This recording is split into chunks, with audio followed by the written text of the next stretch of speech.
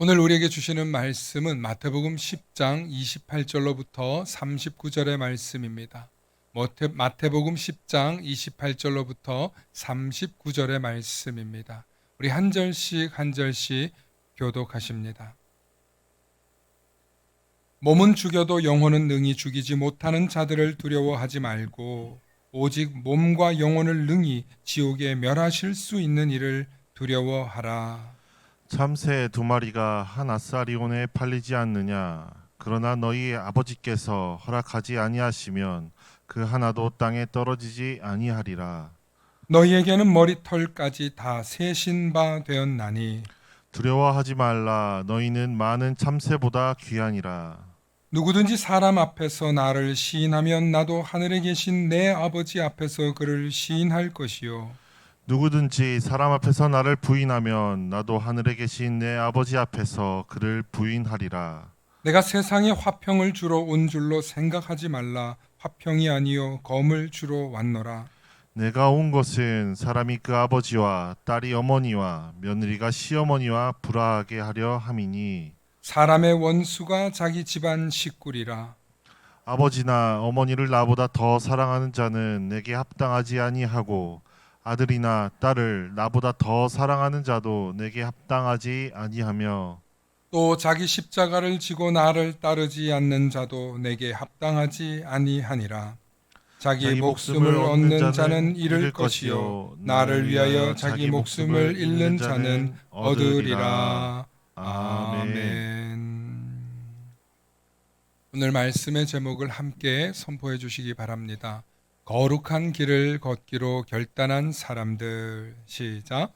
거룩한 길을 걷기로 결단한 사람들. 아멘. 오늘 이 말씀을 통하여서 하나님의 한없는 은혜가 있으시기를 소망합니다. 축복의 사람 곁에는 축복의 사람이 있고 감사하는 사람 곁에는 감사의 사람이 찾아옵니다. 날마다 감사의 사람, 축복의 사람 되시길 축원합니다. 아멘. 1988년도에 미국의 선거 전략가로 유명한 리 애드워터라고 하는 인물이 있었습니다. 그는 미국 정치계를 움직이는 사람이었고 젊은 나이, 약관 30의 나이에 40까지 살았지만 그의 나이에 그는 엄청난 영향력을 끼쳤던 사람입니다. 그는 미국 정치계의 킹메이커, 즉 대통령을 2번이나 만든 입지적인 인물인데 레이건 대통령 그리고 부시 대통령을 대통령으로 만든 천재적인 두뇌를 가진 인물이었습니다. 그는 승부사적인 편이어서 승리를 거두기 위해서는 수단과 방법을 가리지 않는 인물로도 유명했습니다. 그리고 애드워터가 손을 댄 정치 선거마다 승리를 거뒀기에 정치인들이라면 그를 영입 1순위로 뽑는 최고의 참모였습니다. 하지만 영광의 나날은 얼마 가지 않았습니다. 10년 넘도록 나는 새도 떨어뜨릴 정도의 최고의 권력을 누렸지만 애드워터는 갑자기 뇌종양이라는 판정을 받습니다. 그리고 급성 뇌종양이라는 판정 때문에 그는 수술을 해도 가능성이 없다는 결론에 이르렀습니다. 인생 최고의 자리에서 돌연 죽음을 맞이하게 된 애드워터는 인생의 허무함을 느꼈습니다. 그는 부시 대통령의 아들 조지 부시와도 막역한 사이였는데 그가 병에 걸렸다는 소리를 들었을 때 한 걸음에 달려온 인물이 바로 부시였습니다. 또 이 애드워터는 워낙 미남인데다가 기타 연주도 수준급이어서 그를 많은 팬들이 있을 정도였다고 합니다. 그런데 에더터가 어릴 때부터 조지 부시나 굉장히 그 침례교 가정이거든요. 이 집안들이. 근데 굉장히 뜨거운 독실한 가정들입니다. 그래서 어릴 때부터 신앙생활을 같이 했던 인물들이어서 친했는데 자신이 더 이상 가망이 없다는 것을 깨닫고 이제는 하나님께로 달려갑니다. 자신에게 시간이 얼마 없음을 깨닫고 그는 더 이상 의지할 분이 하나님밖에 없음을 인정하고 정계 은퇴를 곧바로 선언한 뒤에 나는 뇌종양이 아니었다면 회개하지 않고 계속 방탕한 생활을 했을 것이다 라면서 회개할 시간을 주신 하나님께 감사했노라는 편지를 쓰기 시작합니다. 일기를 쓰기 시작합니다. 그리고 자신이 괴롭게 했고 낙마시켰고 했던 정적들에게 편지를 보내서 회개의 편지를 그리고 사과의 편지를 보냈습니다. 그동안 내가 당신들을 괴롭게 하고 힘들게 했던 것을 사과합니다 하고 진심을 담은 내용으로 한 사람 한 사람 편지를 썼습니다. 그런 당부의 메시지도 잊지 않았습니다. 이제 나는 세상에서 어떤 부와 권력을 누린다 해도 인생은 공허할 뿐이라는 사실을 여러분들에게 전하는 증인입니다. 그러니 영적으로 비어있지 않도록 주의하십시오 라는 당부의 메시지도 전했습니다. 그리고 하루하루 참회의 마음으로 말씀을 묵상하며 주변 이웃들에게는 복음을 전하기 시작했습니다. 한 번은 기자들이 대거 찾아와서 에도터에게 어떻게 된 일이냐고 자초지종을 물었습니다. 그리고 마지막에는 부디 하나님을 만나 행복하십시오 라는 말을 하고 세상을 떠났습니다. 젊은 나이에 최고의 권력의 중앙정치계의 미국에 들어가서 전 세계를 호령할 수 있는 엄청난 입지적인 인물이었지만 질병 하나에 그의 인생이 요절했습니다. 또 그를 검색하면 기타 실력이 얼마나 수준급인지 가수 뺨칠 정도로 연주 실력도 뛰어납니다. 아까 사진도 봤겠지만 꽤 미남입니다. 부족할 것 없는 미국 백인 정치계 최고의 자리에 있는 사람이 그의 마지막에 한 행동을 보십시오. 하나님 외에는 나를 구원할 자가 없다는 것을 인정했습니다. 세상에 많은 사람들이 성공을 향해서 살아가죠. 성공하기를 원합니다. 우리가 흔히 말하는 성공은 돈을 많이 벌고 세상에서 그 누구에게도 아쉬운 소리 하지 않는 그런 위치에 있는 사람이 되기를 원하는 거죠. 여러분 세상에서 살면서 돈 때문에 혹은 힘이 없어서 누군가에게 굽신거릴 때 인간이 얼마나 모멸감을 느끼는 줄 아시죠?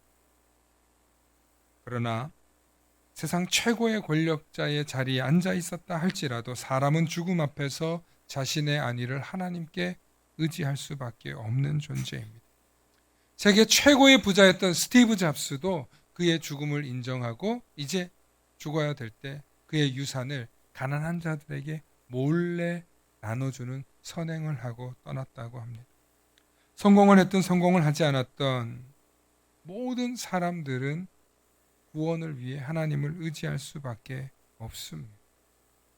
그것이 죽음을 맞이한 사람들의 공통점입니다. 그러나 오늘 이 시대를 살아가고 있는 많은 사람들이 아직 내게 건강이 있고 아직 내게 기회가 있다는 생각 때문에 다음으로 자꾸 미룬다는 거예요. 예수 그리스도가 나의 구원자라는 사실을 부정하는 것은 아니지만 예수 그리스도를 믿는 일에 열심을 다하지 않는다는 것입니다. 그러므로 오늘 저와 여러분들은 거룩한 길을 걷기로 결단한 사람들, 그 사람들이 누굽니까? 그리스도인들입니다. 그런데 이 그리스도인으로 살기로 결단했다면 우리에게 반드시 빠지지 말아야 하는 것이 있는데 그게 뭐냐면 바로 거룩하다는 거예요. 하나님께서는 우리에게 내가 거룩하니 너희도 거룩하라는 말씀을 하셨고 하나님은 안식일을 거룩히 지켜 행하라고 말씀하셨습니다. 많은 사람들이 하나님의 이 두 가지 명령에 대해서 순종하는 것 같다가도 언제든지 물러설 때가 있습니다. 그런 말씀을 다시 한번 살펴보기 원합니다. 출애굽기 20장 8절에 안식일을 기억하여 거룩하게 지키라. 레위기 11장 45절 말씀 우리 함께 읽어보실까요? 시작. 나는 너희의 하나님이 되려고 너희를 애굽 땅에서 인도하여 낸 여호와라. 내가 거룩하니 너희도 거룩할지어다. 아멘. 하나님은 우리 보고 거룩하라고 명하십니다. 고린도전서 3장 17절에 누구든지 하나님의 성전을 더럽히면 하나님이 그 사람을 멸하시리라. 하나님의 성전은 거룩하니 너희도 그러하니라. 여러분, 하나님이 성전이라고 하는 것은 건물의 성전이 아니라 사실은 우리를 말하는 거예요. 이 성전을 거룩하게 하라는 거예요. 여러분, 사람의 육신을 거룩하게 하지 않으면 병듭니다. 베드로전서 1장 15절에 오직 너희를 부르신 이가 거룩한처럼 너희도 모든 행실에 거룩한 자가 되라. 기록되었으니 내가 거룩하니 너희도 거룩할지어다. 하나님은 우리가 거룩하라고 명하십니다. 여러분, 죄의 반대말이 무죄가 아니에요. 죄가 있다, 죄가 없다 이렇게 해석하는 게 아니라 죄의 반대말이 거룩이라는 사실을 성경은 우리에게 명확하게 말씀하고 있습니다. 그러므로 거룩하다는 말은 이 세상에 있는 그 어떠한 윤리적인 도덕적인 것하고도 비교조차 안 되는 영적인 영역에 죄 없음도 말하고 있다는 것입니다. 그런데 우리 인간이 우리를 돌이켜 볼 때 인간이 스스로 거룩해질 수 있는 방법이 도저히 없는 거예요. 그래서 구약 시대에는 인간의 죄를 대신하는 대속물이라는 제도가 있었고 그 대속물을 더 이상 하지 않고 대속 제물이 되어 주신 하나님의 아들 예수 그리스도가 오셔서 우리의 죄를 대속해 줌을 믿는 사람들이 누구예요? 저와 여러분들이 그리스도인이라고 하는 그리스도인. 그러므로 그리스도인들은 예수 그리스도의 보혈의 피로 인하여서 거룩해진 사람들입니다. 할렐루야. 이 사실을 믿으시죠? 믿기에 이 자리에 계시죠? 그렇기 때문에 여러분들 구원받았음을 고백하고 이 자리에 나오는 줄로 압니다. 그런데 이 예수 그리스도의 그 십자가의 은혜를 우리가 누리면서도 거룩에 대해서 잘 몰라요. 거룩은 동전의 양면 같아서 거룩하지 않으면 죄 가운데 있는 겁니다. 죄 가운데서 벗어나면 거룩해지는 겁니다. 이게 말장난 같지만 여러분 참 놀랍게도 우리가 예수 그리스도 안에 있을 때 참 자유와 평강과 은혜를 누립니다. 왜 그러냐면 그 속에 거룩함이 있기 때문에. 그런데 우리가 거룩해지지 못하는 순간이 올 때 마음이 불편해져요. 양심이 불편해져요. 심령이 불편해져요. 우리의 영혼이 병들어요. 그래서 저와 여러분들의 삶 속에서 거룩해진다는 것에 대해서 오늘 이 시간 깊이 묵상할 수 있기를 소망합니다. 예수를 믿고 참 자유함을 누릴 때 우리 안에 거룩의 영이 들어옵니다.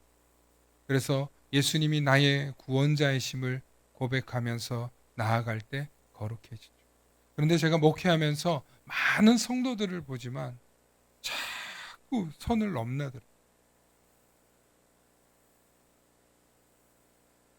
거룩해져서 좋아해놓고 다시 돌아가서 죄짓고 거룩해져서 좋아해놓고 다시 세상에 나가서 세상의 욕심대로 사는.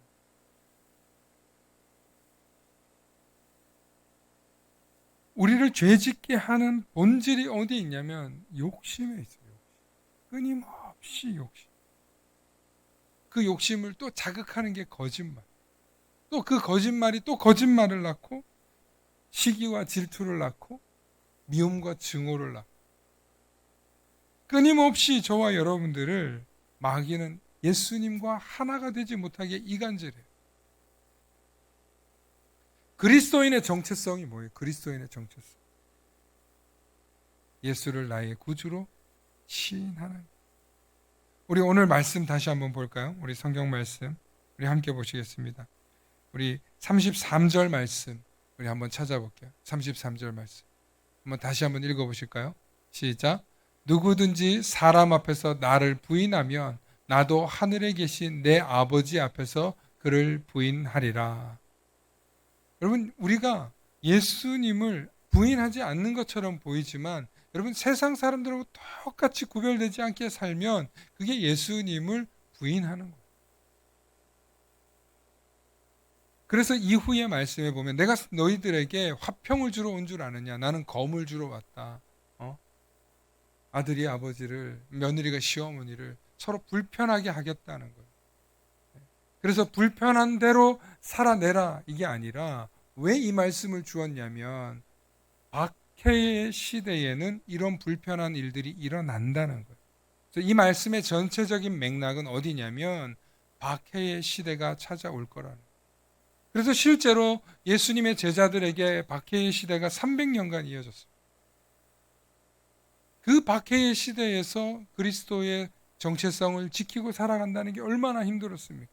물고기 문양으로 자신들의 표시를 하기도 하고 어떤 사람들에게서는 모여서 예배를 드리고 가정에서 예배 드리고 동굴에서 예배를 드리고 자기들의 정체성을 지키려고 온 힘을 다했던 게 초대교회 그리스도인. 그런데 오늘날 이 시대에는 정체성 지키라고 얘기하지 말, 부정하라 말 안 해도 스스로 이미 우리 자연스럽게 부정합니다. 물질을 쫓아서, 유혹을 쫓아서, 나의 만족과 쾌락을 쫓아서.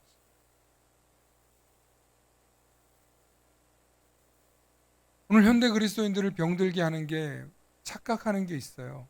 여러분, 예배 시간에 오는 게 하루 1시간 정도 된다고 칩시다. 이걸 오기 위해서 오고 가는 시간까지 생각하면 1시간 반, 2시간 정도 걸린다. 준비하고 옷 입고 하는 거, 또 머리하고 뭐 하는 시간까지 하면 4시간이라고. 주일 예배 하나를 드리기 위해서 많은 시간을 공들여서 예배를 드리러 오시죠. 정말 공을 들여서 예배를 드리러 오시는 분들을 참 귀하다 생각합니다. 그런데 마귀는 우리의 생각을 이렇게 들어와요. 이번 한 번 안 간다고 무슨 일이 일어나겠어? 이번 한 번 못한다 해서 무슨 일 일어나겠어? 끊임없이 우리에게 다음으로 미루라고 우리의 정체성이 흔들리게 만드는 거예요. 여러분, 교회 가는 시간과 미용실 가는 거하고 같습니까? 마트 가는 거하고 같습니까? 영화관 가는 거하고 같습니까? 다르잖아요. 그런데 우리 스스로 우리의 태도가 너무나 그렇게 보일 때가 있다는 거예요. 큰 대형교회를 갈 때마다 제가 저는 대형교회를 섬겨보기도 했지만 대형교회 순방에서 이렇게 갈 때마다 막 물 밀듯이 쏟아져서 나오는 분들을 보면 꼭 축구장에서 나오는 사람, 야구장에서 나오는 사람들처럼 느낄 때가 있어요. 물론 그 속에서 집중돼서 열심히 하죠. 그런데 그 속에서 진짜 예수님을 만나는 사람이 몇 명이나 될까 하고 안타까울 때가 있어요. 그렇다고 해서 오늘 적게 모이는 이곳에 모였다고 해서 여러분들이 정말 예수님을 만나고 있는 걸까? 라는 안타까움이 저한테 느껴질 때가 있어요. 하나님은 우리의 머리털까지 세시는 분이시고 우리의 마음, 심령, 털끝 하나까지 다 아시는 분이세요. 정말 여러분들이 얼마나 하나님을 사모하고 하나님을 예배하고자 하는 그 마음에 하나님이 중심을 보신다고 하는데 과연 우리는 정체성을 잃지 않고 이 자리에 오고 있냐? 그래서 박해의 시대가 오면 너희들이 나를 부인할 때가 올 거라는 거예요. 그래서 예수님께서 내가 세상에 화평을 주러 온 줄 아느냐? 그렇지 않다는 거예요. 오늘 38절과 39절에 자기 십자가를 지고 나를 따르지 않는 자도 내게 합당하지 아니하니라. 자기 목숨을 얻을 자는 잃을 것이요 나를 위하여 자기 목숨을 잃는 자는 얻으리라. 이렇게 센 말씀이 성경에도 있어요.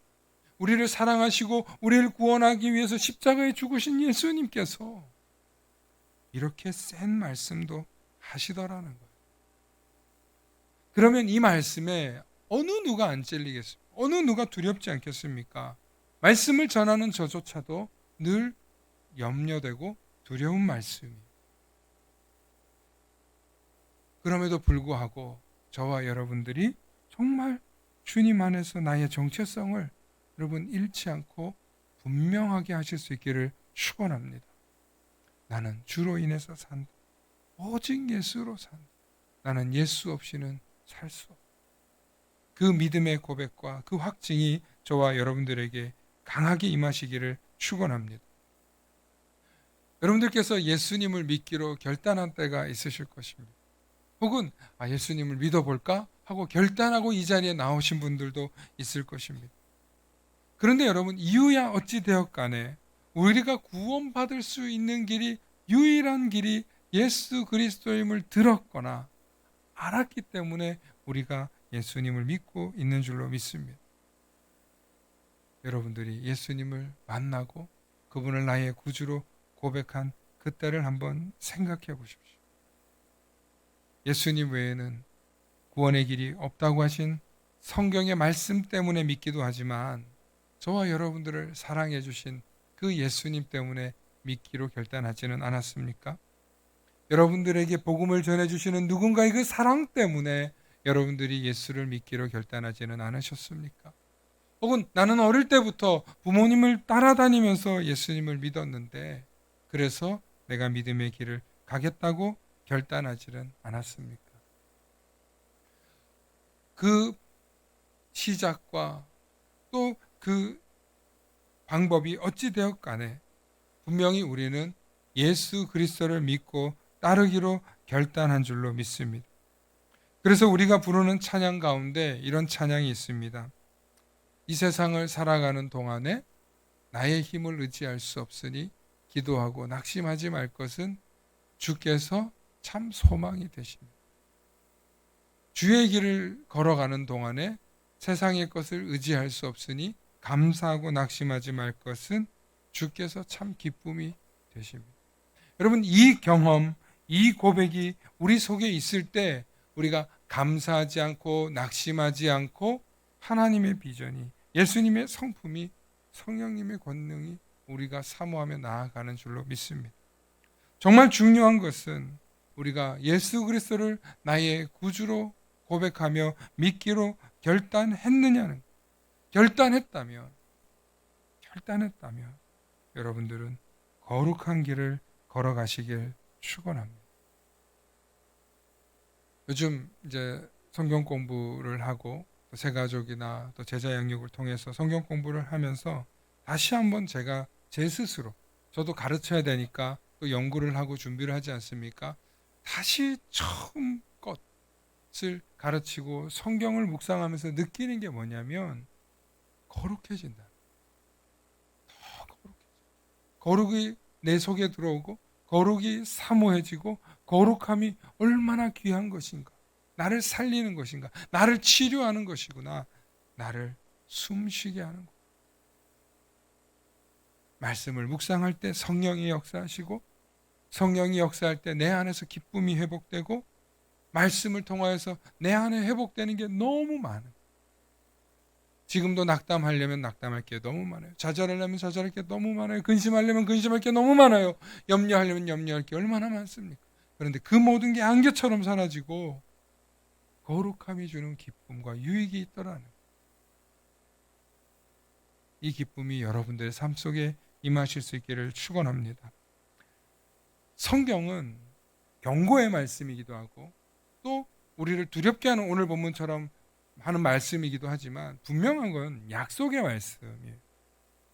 성경은 저와 여러분들에게 이렇게 하면 살아, 이렇게 하면 구원이 임해, 이렇게 하면 너희가 생명을 얻고 그 생명이 하루 이틀이 아니라 하루아침에 끝나는 게 아니라 영원하다는 거예요. 그래서 성경은 약속의 말씀인 줄로 믿으시기를 축원합니다.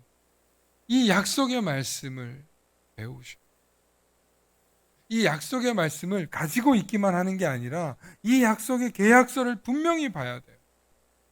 며칠 전에 어떤 그 드라마를 이렇게 보니까 이 사기꾼들이 깨알 같은 글씨로 계약서를 써요. 굉장히 낮은 금리에 돈을 빌려주는 사채업자들이 돈을 빌려주는데 깨알같이 한 달만 미뤄지면 이자가 2배로 오름. 깨알같이 있어서 못 보는. 자세히 봤어야지. 법적으로는 자세히 봤어야지 하고 끝나는 거예요. 여러분, 성경을 자세히 봤어야지. 나중에 우리가 하나님 나라에 못 가가지고 왜 억울하냐고 얘기할 수 있는 게 아니라니까요. 자세히 봤어야지라고 하면 무슨 할 말이 있냐는 거예요. 초대교회의 성도들이 성경을 읽을 수가 없었어요. 성경이 너무 귀해서. 그래서 나중에 종교개혁이 일어나고 1600년경쯤 돼서야 성경이 보급됩니다. 그때부터 막 성경 읽기 운동이 일어나는데, 이 성경 읽기가 어떤 이름이 붙었냐면, 요즘은 무슨 성경 공부 이렇게 있지만 그때는 렉시오 디비나라고 읽었어요. 이 렉시오는 거룩하다는 뜻이고 디비나는 읽기. 그래서 거룩을 읽는다는 거예요. 그러다가 그 이름이 나중에는 홀리 바이블이 되었고, 우리나라에는 가장 귀한 책을 경을 붙이니까 성경이 되었어요. 그러나 원체 이 성경을 우리는 뭐라고 부르냐면은 구약, 신약 이렇게 불렀잖아요. 왜 그러면 약속이 있기 때문에 그렇게 부른 거예요. 하나님이 우리에게 복 주시겠다는 약속이 있고, 하나님이 우리에게 구원하시겠다는 약속이 있고, 하나님이 우리에게 반드시 심판하시겠다는 약속이 있는 책이에요. 그래서 성경은 계약서예요, 계약서. 하나님과 우리 사이의 계약서예요. 그래서 이 성경을 잘 읽고 성경을 잘 배워서 성경대로 살았는데 복 못 받으면 하나님한테 가서 우리 뭐 할 수 있어요? 뭐 할 수 있어요? 따질 수 있어요. 그래서 성경을 잘 읽어보고 복 못 받으시면 저한테 따지지 마. 아니, 저한테 따지셔도 돼요. 제가 확신하게 말씀드릴 수 있어요. 하나님께 따질 수 있는 내용이 여기 있다는 거예요. 그런데 여러분, 성경을 사모하고 성경을 가까이 하고 성경을 깊이 알아가는 사람이 제가 형편없이 사는 사람을 본 적이 없어요. 다 복을 받을 뿐만 아니라 지혜가 있고 기쁨이 있고 성숙함이 있더라는 것입니다. 사랑하는 성도 여러분, 기독교의 세계관, 성경의 세계관은요, 하나님의 지혜와 하나님의 권능과 하나님의 능력을 받는 거예요. 그게 우리의 정체성. 그게 거룩한 길을 걷기로 결단한 성도들에게 주는 하나님의 은혜예요. 그러므로 여러분들, 성경은 약속이 있는 하나님의 계약이라는 사실을 잊지 마실 수 있기를 축원합니다. 그래서 성경 읽기, 성경 배우기를 여러분 사모하실 수 있기를 축원합니다. 오늘 이 시간 저와 여러분들이 세상에 나아가면 교회 다니는 사람, 그리스도인 이렇게 불리죠. 그런데 여러분, 많은 사람들이 자꾸 우리에게 뭔가를 기대해요. 너희 예수 믿는 사람들이니까 이렇게 살아야지, 이렇게 기대해요. 그런데 사실 교회에 오는 많은 사람들이 알고 보면 예수 믿고 성숙한 사람이 되어야 될 당연한 의무가 있는 것은 아니지만, 궁극적으로 그 시작을 보면 우리는 다 하나님의 계약자들이에요. 계약자들.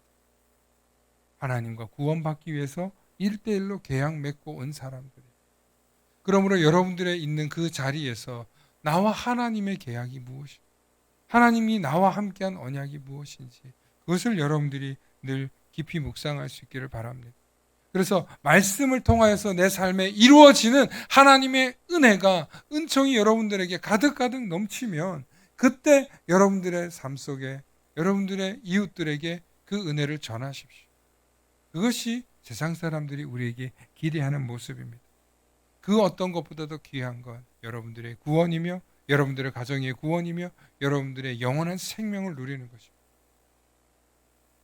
그래서 내 삶이 성숙해야 되고 내 삶이 복받아야 되고, 뭔가 이런 2차, 3차적인 것에 너무 마음을 빼앗기지 마시고, 정말 내 영혼을 구원받은 자인가, 내가 정말 하나님께 내 영혼을 맡겼는데 하나님이 나를 책임져 주시는 분인가, 그것이 여러분들의 삶의 중요한 주제가 되실 수 있기를 축원합니다.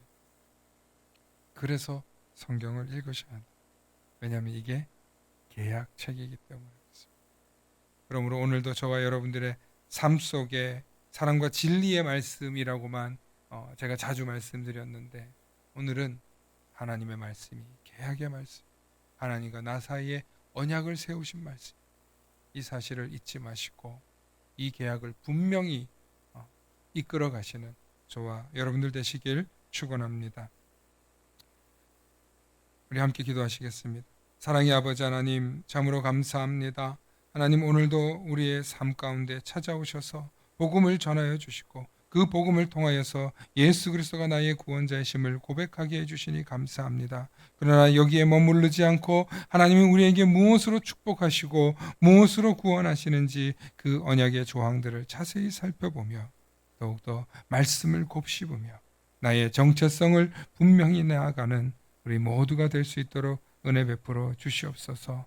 오늘도 예수 안에서 참된 구원을 누리며 참된 평강을 누릴 수 있는 그 말씀 한 절 한 절들이 내 삶 가운데 살아 역사하게 하시고 그 말씀을 믿어 신뢰하며 승리하는 모든 성도들 되게 하여 주시옵소서.